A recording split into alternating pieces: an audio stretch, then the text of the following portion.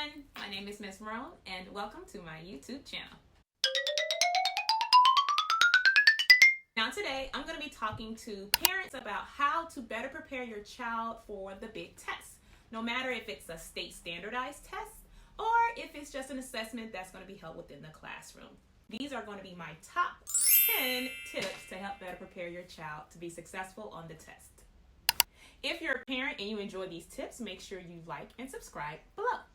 Please make sure you stay to the end so that you can see all the tips that I have to make sure your child is successful with test taking. All right, let's get into it. Number one for me, I cannot stress this tip enough, but please, before your child takes the test the night before, make sure your home is a pleasant environment and try as much as possible to avoid conflict. Now, this is going to set the stage for your child as they go into school the next day to take their test. As teachers, we know when someone's or our students are just not performing at their best level, and it has a lot to do with the night before and even the morning of. So just please make sure, as you know, your child has a test for either state standardized, local tests that they may just be taking within their classroom, no matter what grade level. Make sure your home is a pleasant environment. All right, tip number 2. Now, this is for parents whose children take medication. Make sure your child has taken their medication before leaving home to go take their test that day. You cannot stress this part enough. No matter what the prescription is, if your child needs it in order for them to focus throughout the day or so that they won't be distracted, for whatever reason, even if it's just a cold or sinus medicine that they need to take, please make sure that your child has taken that medicine before leaving for school that day. They cannot get out of class to walk and go get the medicine if it's a certain time of the day they really need to take it, just because of testing parameters, especially with state standardized testing. So if they are able to eat something that morning and then take their medicine at that time before going to school, that would be the best to set them up so that they can be successful and not have that worry or whatever it may be taking their focus away. So just make sure that they take their medicine before going to school that day. All right, tip number 3. Please make sure your child gets a good night's rest before they go take their test the next day. Now, a lot of you may say, hey, okay, that's simple. But let's be honest, it's 2021. A lot of students are still doing virtual learning. And because everything is happening in the home, our sleep patterns are off. We're not going to bed at our normal time. Now, some families, they probably are. But a lot of the students that I teach, their parents are saying, Ms. Rhone, so-and-so is staying up all night. So it's kind of hard to get them on a schedule when they're in the comforts of their home.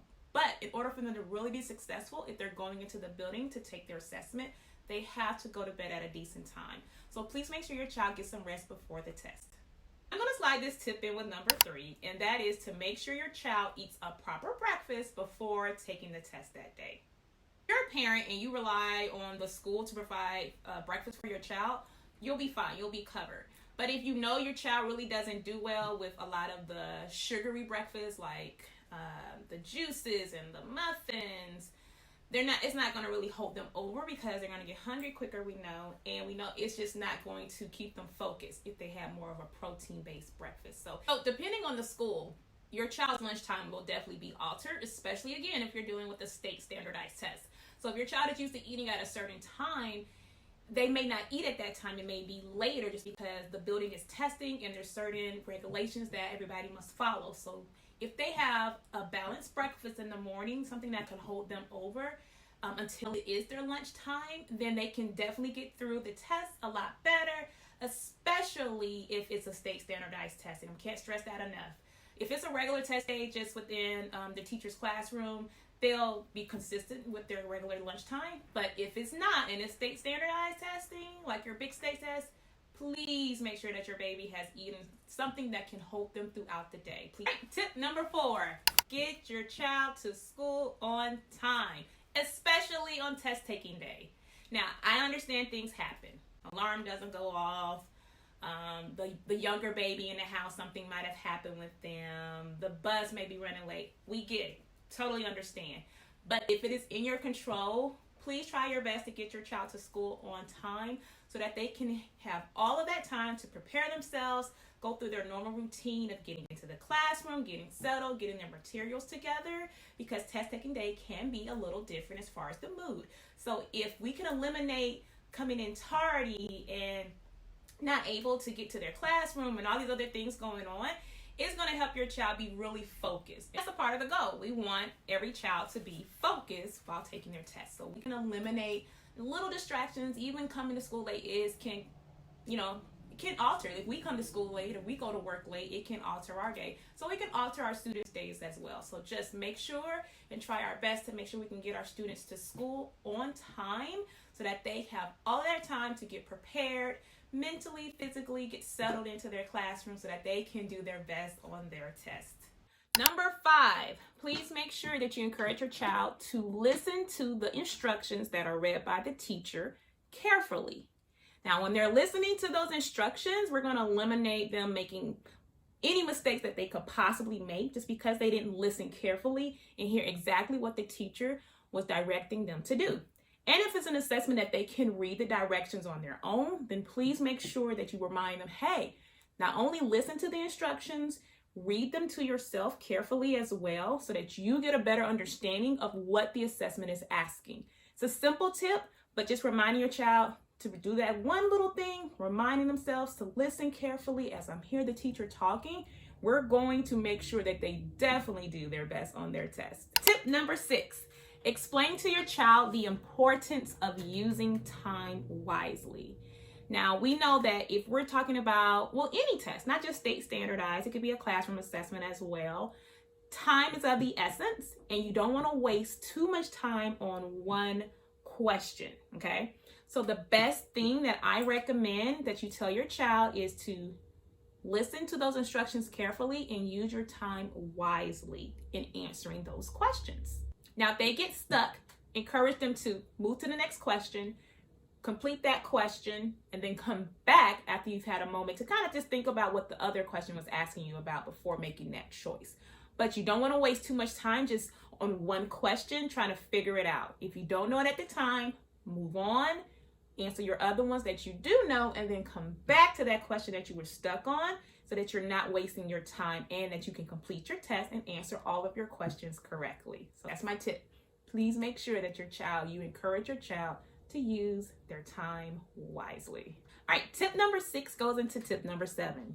Tell your child to attempt to answer all of the questions on their assessment.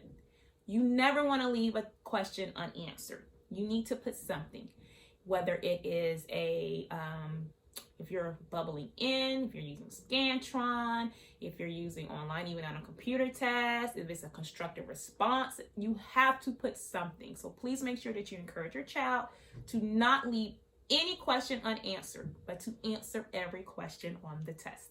All right, tip number 8, encourage your child to stay focused on the test.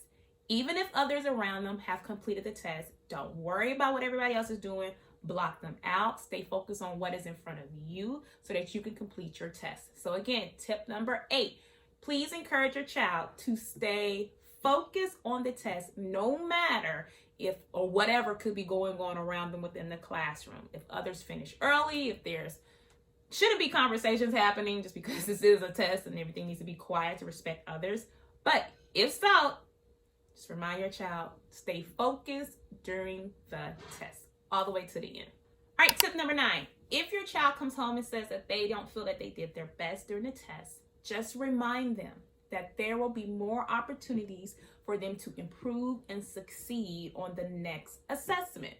It happens. Sometimes we just have a bad testing day.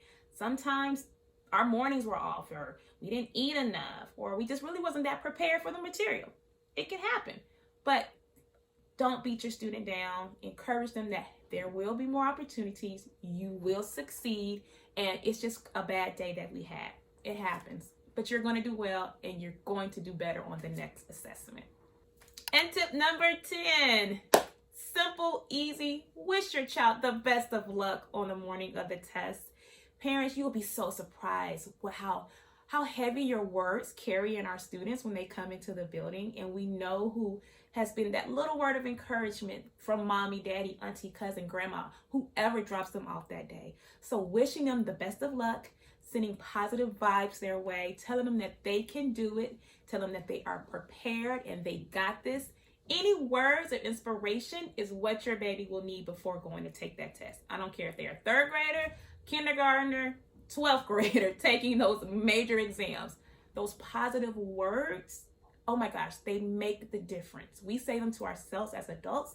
Please feed that into your students as well. We make a big difference in the classroom, but parents, we are there in support of you. So if I don't say anything else, tip number 10, wish your child good luck every morning, especially on assessment day. All right, everyone, those were my top 10 tips on preparing your child to take their test, no matter if they are in elementary, middle, or high. So if you like this video and you are a parent, please make sure you like and subscribe below. If you are a teacher and you like these tips and have some more that I should add on here, let me know in the comments below. If you have any questions, you're welcome to email me at rhonetutoring@gmail.com. Thank you so much, everyone, and best of luck during test taking season. Bye.